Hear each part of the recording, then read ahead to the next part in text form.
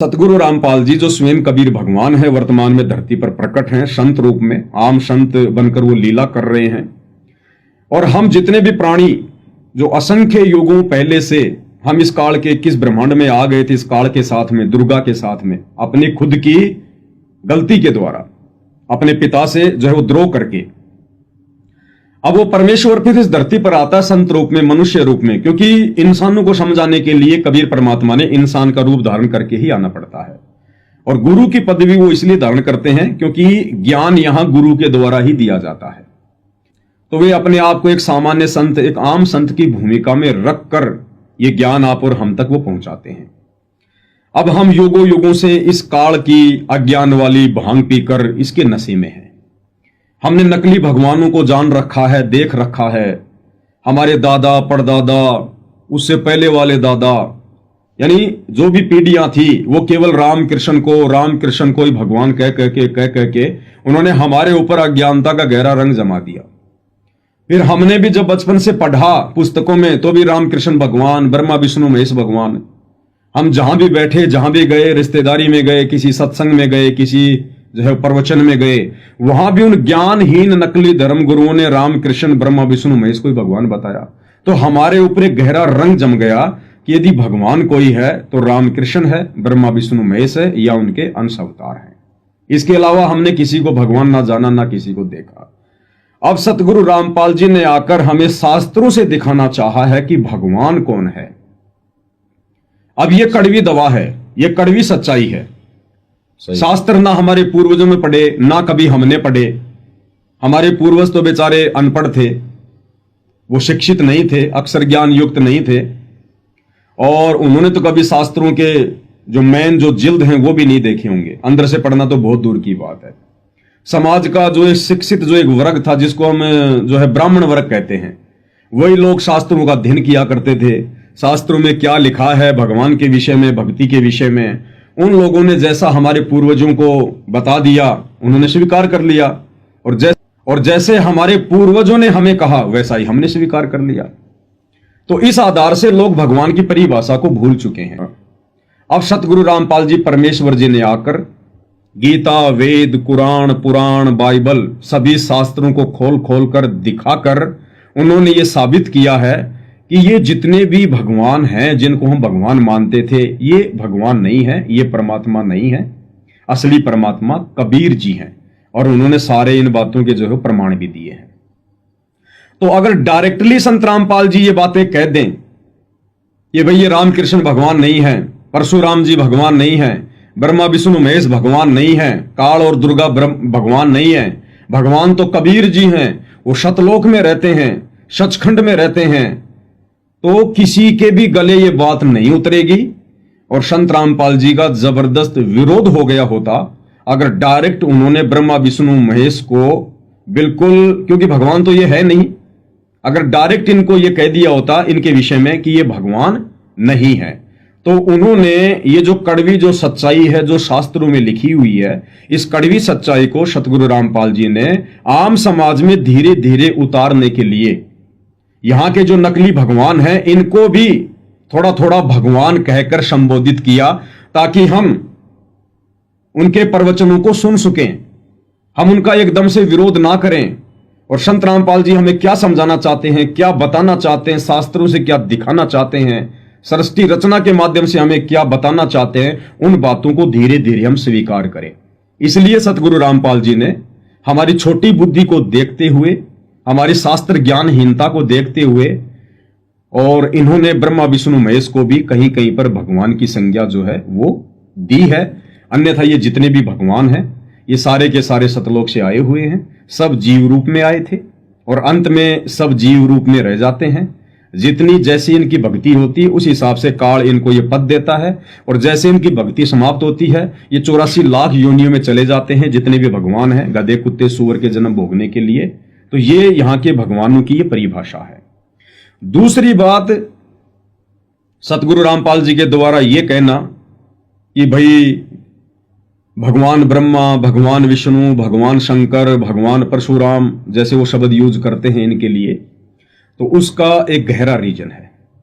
परमेश्वर हमारे निकट आना चाहते हैं, और हमारे निकट आने के लिए परमात्मा ने यहां के तथाकथित भगवानों को भी झूठी महिमा देनी पड़ती है। मैं आपको सतगुरु रामपाल जी का एक प्रवचन सुनाता हूं। उनका एक सत्संग है। उस सत्संग में सतगुरु रामपाल जी ने आदरणीय धर्मदास जी को, जो कि विष्णु जी के कट्टर भगत थे, विष्णु जी के अलावा वो किसी को भगवान नहीं मानते थे, उस धर्मदास जी के नजदीक आने के लिए, उस प्यारी आत्मा को अपने ज्ञान के रंग में रंगने के लिए, जब वो धर्मदास जी मथुरा गए हुए थे शालिग्राम की पूजा के लिए, उनके दर्शन के लिए, तो वहां कबीर परमात्मा एक जिंदा महात्मा का रूप बनाकर आए और धर्मदास जी के निकट आने के लिए उन्होंने धर्मदास जी को महाराज की संज्ञा दी। महाराज यानी भगवान, महात्मा, महापुरुष, महाज्ञानी। जबकि धर्मदास जी को कबीर परमात्मा जी के मिलने से पहले भक्ति मार्ग का कै ख गय का भी ज्ञान नहीं था। तो उसके निकट आने के लिए कबीर परमेश्वर जी ने जिंदा बाबा के रूप में धर्मदास जी को महाराज कहकर संबोधित किया और अपने आप को महाअज्ञानी बताया। धर्मदास जी से कहा कि आप तो मुझे मुक्ति स्वरूप दिखाई दे रहे हैं, जैसे आपने तो मुक्ति प्राप्त कर ली है, आप तो बड़े ज्ञानी महात्मा दिखाई दे रहे हैं, मेरे जैसे अज्ञानी का भी आप जी उद्धार कीजिए, मेरा भी आध्यात्मिक स्तर पर थोड़ा मार्गदर्शन कीजिए। उस दो कोटि के जीव के निकट आने के लिए और साक्षात पूर्ण ब्रह्म परमात्मा कबीर देव जी ने, जो वर्तमान में सतगुरु रामपाल जी के रूप में प्रकट हैं, अपने आप को एक दो कोटि का जीव कहा, उसको मुक्ति स्वरूप कहा। आपको सतगुरु रामपाल जी के मुख कमल से सुनाते हैं।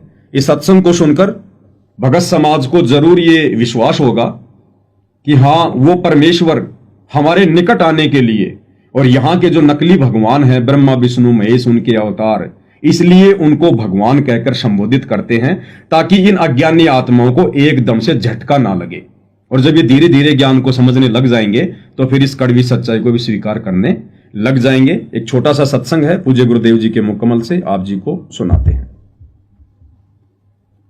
जब उन्होंने सब क्रिया कर ली तो परमेश्वर ने कहा कि हे महात्मा जी, देखो पुण्यात्मा, इस काल जालिम ने हमारे साथ कैसे जुल्म कर दिया। हमारे पिता ने हमारे निकट आने के लिए अब कैसे छल छिद्र करने पड़ते हैं, कैसे बहुरूपीय का काम करना पड़ता है। उस दो कोटि के जीव धर्मदास को तो कहते हैं हे महाराज जी, और स्वयं कहते अपने आप को कबीर दास, मैं दास हूँ, मैं भटका हुआ हूँ और मैं सब महापुरुषों के पास जा चुका हूँ, परमात्मा के लिए घर से निकला हूँ और मुझे कोई सही मार्ग मिल नहीं रहा। आज मैंने आपका ज्ञान सुना, कुछ मेरा खिंचाव हुआ, मैं आपसे परमात्मा की जानकारी चाहता हूँ। हमको पार लंघाइयो परम उदागर रूप, जिंद कहे धर्मदास से तुम हो मुक्ति स्वरूप।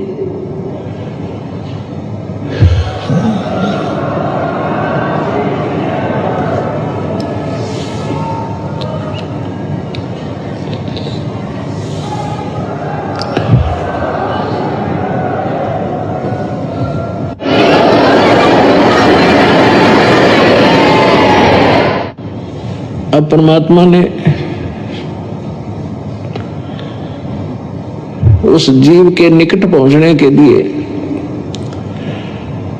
कहा कि हमको पार लंघाइयो हे परम उजागर रूप, और जिंद कहे धर्मदास से, परमात्मा जिंदा रूप में थे और तुम हो मुक्ति स्वरूप। आप तो बिल्कुल ऐसे लगते हो जैसे आप तो पार होए पड़े हो, और मुझे भी वो मार्ग बताइए ताकि मेरा उद्धार हो। परमात्मा कह रहे हैं धर्मदास जी से।